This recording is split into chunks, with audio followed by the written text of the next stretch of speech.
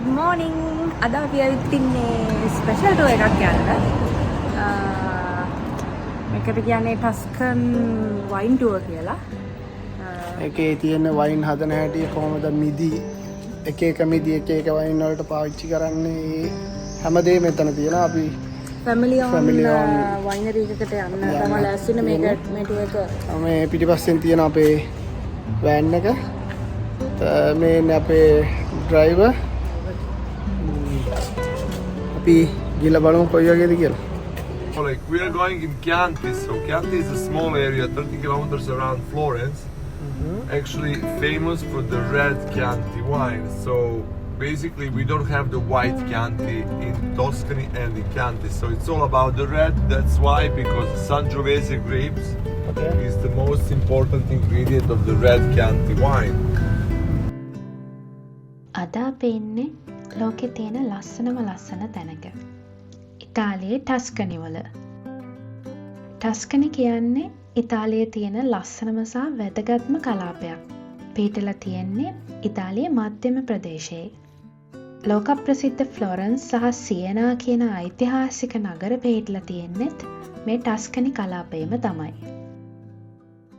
ඔයාලා හැමෝම අහලා තියෙන ලෝකයේ ප්‍රසිද්ධම චිත්‍ර ශිල්පීන් වුණු මයිකල් ඇන්ජලෝ සහ ලියනාඩෝ ඩාවින්සි ඉපදුනෙත් මේ ප්‍රදේශයේ තමයි.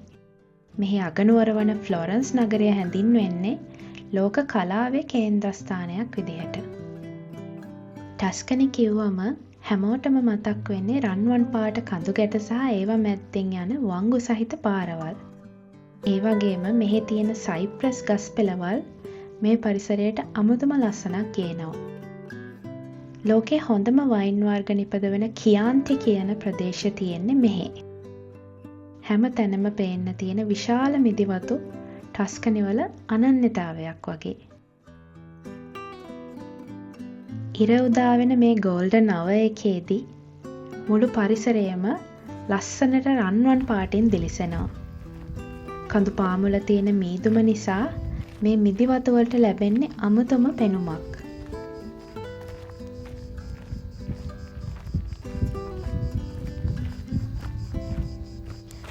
අද අපි ඇවිත් ඉන්නේ ටස්කනි කඳුකරයේ තියෙන වයින් හැදෙන මිදිවත්තක් මැද්දට. මේ මිදිවත්ත ආයිති සුළු පරිමාණ හෝම්මේඩ් වයිනරි එකකට. මිදිවත්ත මැද්දෙන් යද්දී කඳුකරය පුරාවටම පේන්නේ එක යායට හිටවපු මිදිවැල් පේලි. තාම අස්වනු නෙලන කාලය ළඟ නැති නිසා ලපටි මිදිවැල් කොළ පාට මිදි පොකරු වලින් බර වෙලා තිබුණා. මිදිවත්තේ ඕන අපිට මේ මිදි වර්ග ගැන සහ ඒවා වගා කරන විදිහ ගැන ගොඩක් දේවල් කියලා දුන්නා. මේ ඈතින් පේන්නේ මේ මුළු වත්තෙන් 108ක ප්‍රමාණයක් විතරයි. මේ වගේ තව වතු 12ක් එයාලට තියෙනවලු.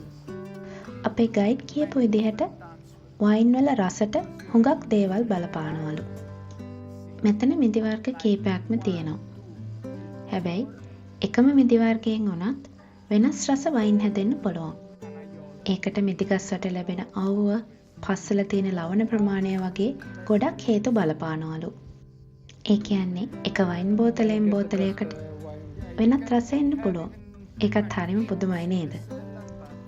You cannot do anything about it. I understand.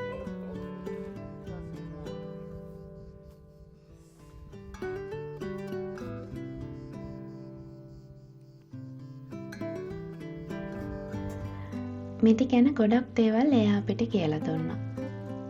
ඊට පස්සේ එයා අපිව එක්කගෙන ගියා වයින් ගබඩා කරන ස්ටෝරේජ් එකට, නැත්තම් වයින් සෙලර් එකට. හුඟ කාලයකට කලින් මේ තැන අයිති වෙලා තිබිලා තියෙන්නේ මේ ඕනගේ 100ට. ඒක ඒ කාලේ ධාන්‍ය ගබඩාවක් විදියට තමයි තිබිලා තියෙන්නේ. පොළව යට තියෙන මේ ගබඩාව පස්සේ කාලෙකදී වයින් ගබඩාවක් විදියට එයාලා පාවිච්චි කරාලු.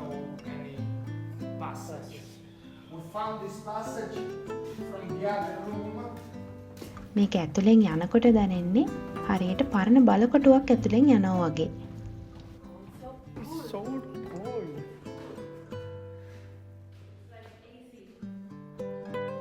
This is another grain storage.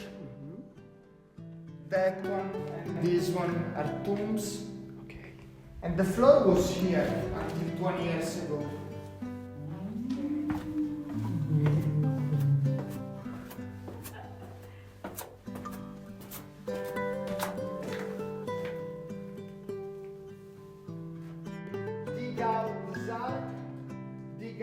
side of this room. අස්වැන්න නෙලාගත්තට පස්සේ හදන වයින් ගබඩා කරන්නේ මෙන්න මේ වගේ ලොකු ඕක්ලියෙන් හදපු පීප්පවල. මේ පීප්ප ඇතුලේ අවුරුදු ගණනක් පරණ වයින් ගබඩා කරලා තියෙනවා. වයින් ගබඩා කරන විදිය හරිම විශේෂයි. මේවා ගබඩා කරලා තියෙන්නේ ඉරේලිය වැටෙන්නේ නැති සීතල තැනක. මොකද රස්නේ වැඩි වුණොත් වයින් ඉක්මනට නරක් වෙන්න පුළුවන් නිසා. වයින් වල රස වගේම වටිනාකම වෙනස් වෙන්නේ හරියට මිනිස්සු වයසට යනකොට පරිණත වෙනවා වගේ. අලුත් වයින් වල තියෙන්නේ පළතුරු රසයක්. කාලයක් එක්ක වයින් පරණ වෙනකොට ඒකේ තියෙන සැරගතිය අඩු වෙලා වෙනස් රසක් එනවා. වයින් සෙලර් එක ගැන ගොඩක් විස්තර දැනගෙන අපි ඊළඟට ආවේ වයින් වල රස බලන්න. මේ විනියර්ඩ් එකේම හැදෙන වෙනස් අවුරුදුවලදී හදපු වයින් වර්ග 4ක් අපිට ටෙස්ට් කරන්න ලැබුණා. අපි කවදාවත් දැනගෙන හිටපු නැති විස්තර ගොඩක් අපේ ගයිඩ් අපිට කියලා දුන්නා. වයින් වල පාටෙන් වයින් වල වයස තීරණය කරන්න පුළුවන්. ඊට පස්සේ වයින් වීදුරුව ටිකක් කලත්තන්න ඕනේ. එතකොට තමයි වයින් වල සුවඳ එළියට එන්න පටන් ගන්නෙ. ඊට පස්සේ වයින් වීදුරුවට නාය ටිකක් ලං කරලා සුවඳ බලන්න ඕනේ. වයින් රස බලනකොට වයින් නුගුර කට පුරාම ටිකක් වෙලා තියාගෙන ඉන්න ඕනේ. මේ වෙලාවේදී වෙනස් රසයන් ගොඩක් අපේ දිවට දැනෙනවා. ඇත්තටම වයින් ටේස්ටිං කියන්නේ වෙනස්ම කලාවක් කියන එක අපිට තේරුනේ මෙතනදී. වයින් ටේස්ට් කරලා ඉවර වුණාට පස්සේ අපිට හෝම් මේඩ් ලන්ච් එකක් රස බලන්න ලැබුණා. අන්තිමට අපි එයාලගේ වයින් සෙලර් එකෙන් අවුරුදු 8ක් පරණ වයින් බෝතලයක් ගත්තා. කවදා හරි දවසක විශේෂ දෙයක් සමරද්දී මේ බෝතලේ අරිනවා කියලා අපි හිතාගත්තා.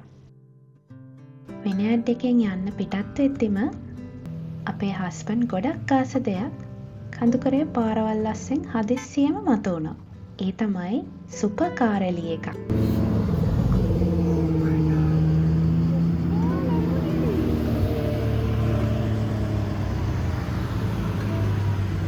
It's a Gallardo. Oh my god.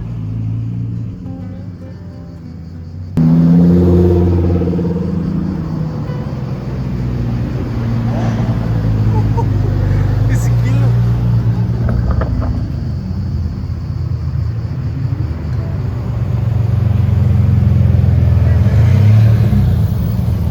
It's a Diablo.